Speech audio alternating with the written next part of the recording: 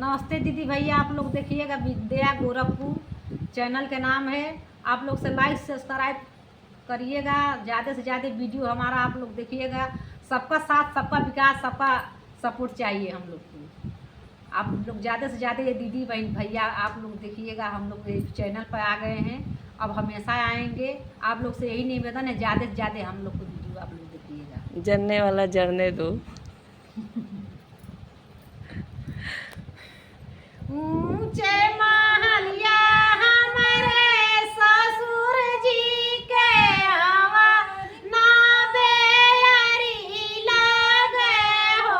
ए राजा तनी ले सबेनी यारे डोलवा तागरमी हमारे होला ना हो। ए राजा